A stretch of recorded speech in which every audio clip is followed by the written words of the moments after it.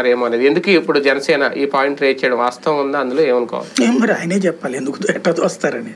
ఇప్పుడు పింఛన్ అనేది DBT, direct beneficiary transfer, direct గా తీసుకెళ్లి అదేది ఫింగర్ వేస్తున్నారు, ఫోటో తీస్తున్నారు, చూసిస్తున్నారు. అట్లా కాకుండా అందులోంచి డబ్బులు ఏమైనా పోవాలంటే వాళ్ళకి జనాలకి డబ్బులు ఇవ్వకూడదు, వీళ్ళు తినేయాలి. ఎట్లా సాధ్యం వద్దు ఆయనే చెప్తే సరిపోతుంది కదా. అంకెవదో చెప్పేసేసి గుడ్డేది చేలో పడ్డట్టు మాట్లాడకూడదు కదా.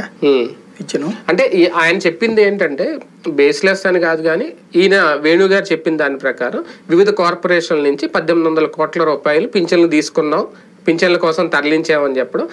అదే టైంలో పింఛన్ల కోసం ఖర్చు పెట్టింది 1504 కోట్లు అని చెప్పి ప్రకటన చేయడం. ఈయన ఆ బ్యాలెన్స్ చేసి మిగిలిన 292 కోట్ల రూపాయలు వెళ్ళిపోతుంది. అలా లెక్కేసుకుంటే ఏడాదికి 3500 కోట్ల రూపాయలు తినేస్తున్నారు. అది ఆయన తీసుకొచ్చిన లెక్క. బోడిగుండుకి మోకాలకు ముడి పెట్టడం. అది ఇప్పుడు ప్రాక్టికల్ గా ఏంటంటే ఎట్లుంటదంటే వీళ్ళు ఎస్సీ ఎస్టీ సబ్ ప్లాన్ గురించి మాట్లాడతారు చాలా సార్లు.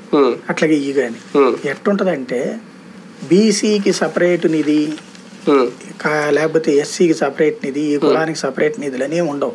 టోటల్ గా బడ్జెట్ కేటాయించేసి ఆయా కార్పొరేషన్లకి డైరెక్ట్ గా రాష్ట్ర ప్రభుత్వం డబ్బులు ఇవ్వడానికి కుదరవు, త్రూ కార్పొరేషన్స్ ద్వారానే పంచుతారు. రుణాలు తీసుకునేటప్పుడు పనిచేస్తున్నామంటే బ్యాంకులు డబ్బులు ఇవ్వవు, కాబట్టి కార్పొరేషన్లకి డబ్బులు బదిలిస్తారు.